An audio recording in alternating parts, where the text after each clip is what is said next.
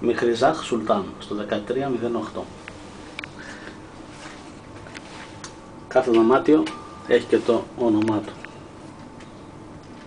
Μέχρι και κουδόνι.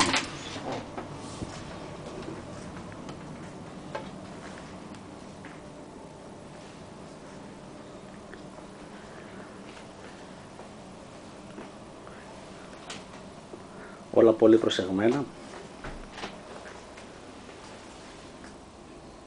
Το κρασάκι, μια και είμαστε νεόνυμφοι για πολλωστή φορά. Λουκουμάκι, τριαντάφυλλα, μέχρι και πετσέτιδες δώρο. Αυτό που βλέπουμε εδώ είναι το μπάνιο. Εντυπωσιακό και αυτό.